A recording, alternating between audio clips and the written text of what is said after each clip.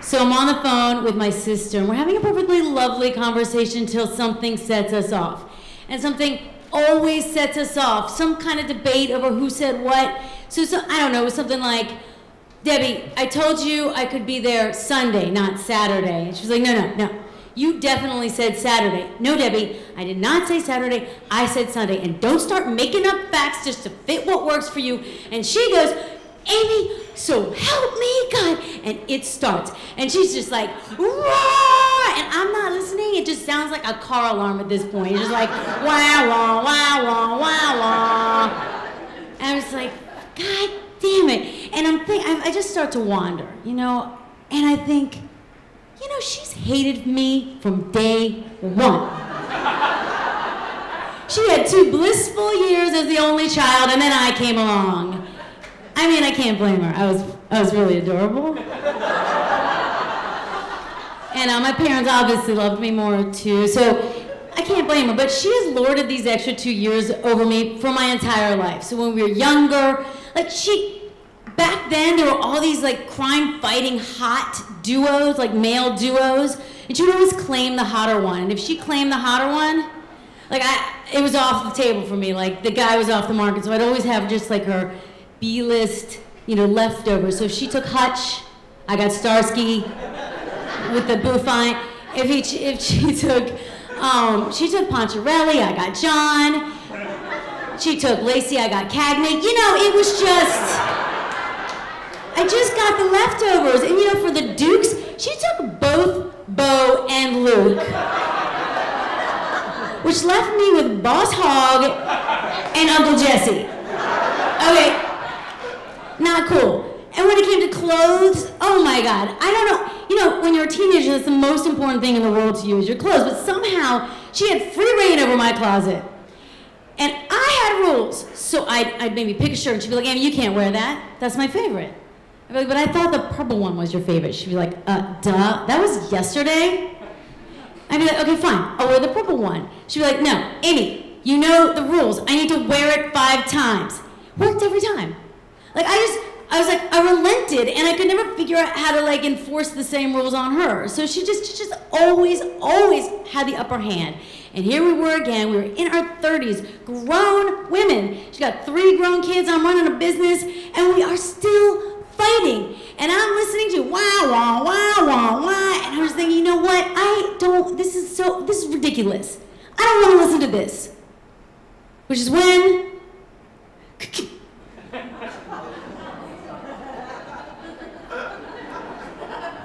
I hung up on my sister. Oh my God, I hung up on my sister. And I thought, yeah, I hung up on my sister. That's right. And I felt fantastic. I suddenly felt like a superhero. I was like, why didn't I do this a long time ago? No one died. And that was that, it worked. We never talked about it again. So I was like, all right. I need to do this when I see her. If something happens and we're in person and she's yelling at me, I can't hang up, but I can walk away. I can look her in the eye, turn on my heels, show her my back, and with grace and dignity, walk away. Like in the movies, like the hero blows something up, and then they just turn around and they're just like, yeah, that's right. I just blew some shit up. I'm gonna take my time to walk away. And I'm not gonna look back, because I've seen a fire before. I need to look back. That's exactly how it was gonna play out. She was gonna yell, I'd walk away, the camera would pan, the music would swoon, and everybody would cheer for the underdog. So this opportunity came soon after this resolution. And we were both at my parents' house, because it was the morning of my aunt's funeral. Yes, it was my aunt's funeral. And we actually had a lovely night before. We spent the night in the same room, in the same bed. We were getting along just fine till the morning. I had to get up a half hour early. I had to walk the dog. And I really did want her to get her sleep. Like I said, she had 3 kids. She needed her sleep. And so I kind of I got up, I tiptoed around, and I was just gonna make my way out without disturbing her until I realized I didn't have the leash. And the leash was buried somewhere down inside my suitcase or something. So I'm like, all right. So I weighed my options. There's like an overhead light. I'm like, nah, I'm not gonna turn the overhead light on because I couldn't see anything, because that'll wake her up. So, oh, there's a side light. I'll just do the side light. That'll be like gentle. And so I clicked the light, and like my sister rose like a fire-breathing demon. She was like,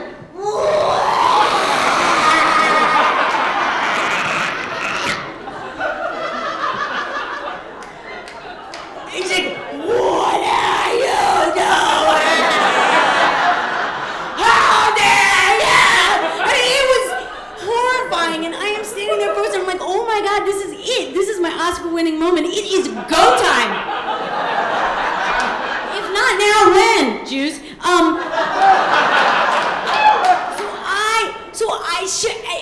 So I do it. I'm like, this is it. I turn around and I walk away. And I feel fantastic till I realize she's right behind me. I hadn't thought this through. That was not part of the plan. So she's right behind me, and I haven't thought this through. So the first thing I can think, I'm not even really thinking. I just pick up the pace. And then she picks up the pace, and she is right on my heels. So I go into a full-on sprint down my parents' stairs. And I'm like, get the fuck away from me! And we don't swear in my house. And she's like, Amy, what is wrong? You're scaring me. And I'm like, you're the scary one. You're not supposed to follow me. So I get down to the bottom of the steps. She's still on my tail. So I go down the hall and into the den, and there's a door. So I grab the door and I try to shut it, but she catches it. So we're in this like crazy slapstick clown scene. He's like, push, push, push, push. I'm like, go away. I am exiting. Go away. And she's like, Amy, what is wrong? And then finally I let go. She topples. I go past her.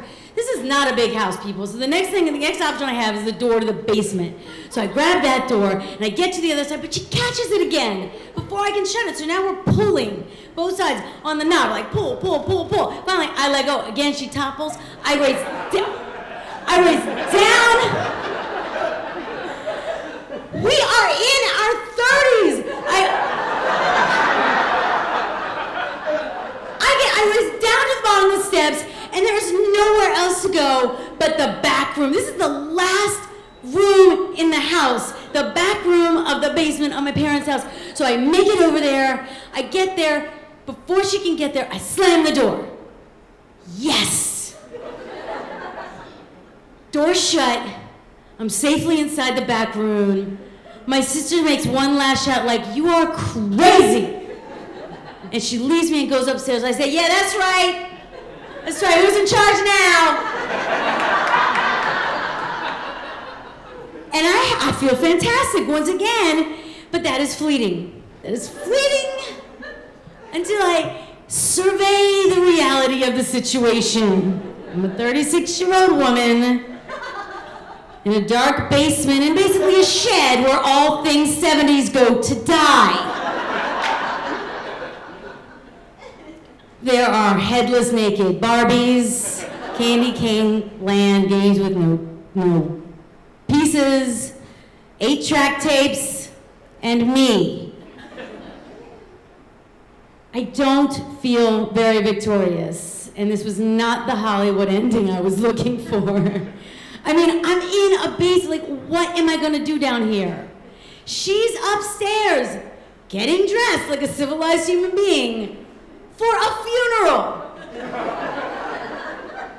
So, and I'm just there, and I don't know actually what to do, so I sit down on a box of dot matrix paper. Thank you so much for getting that.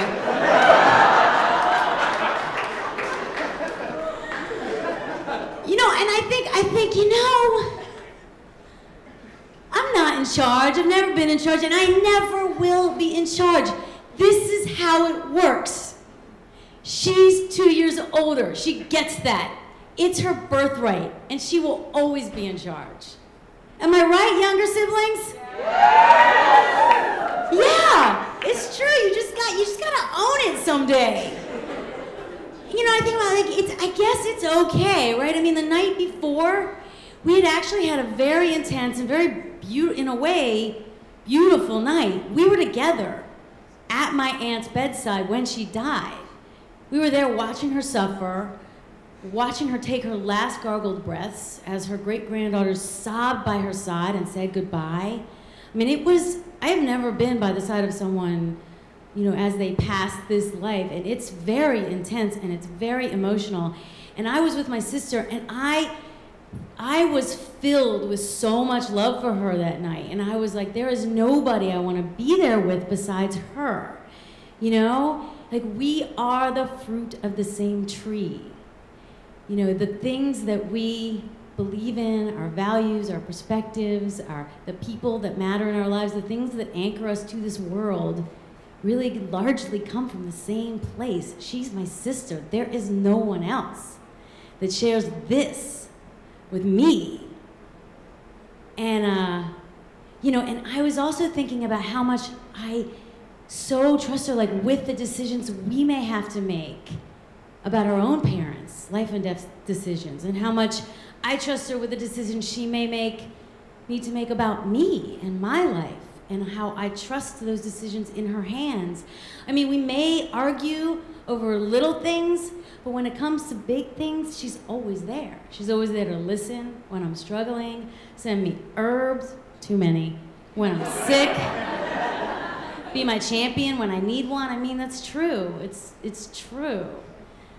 So I just felt like, you know, just the night before, I just had this strong feeling about how much I need her to see me through this life. So I make my way out of the back room to go upstairs and get dressed, and I'm resolved to make this one offer to her. Fine, you can have Don Draper, and I will take the sweaty British accountant.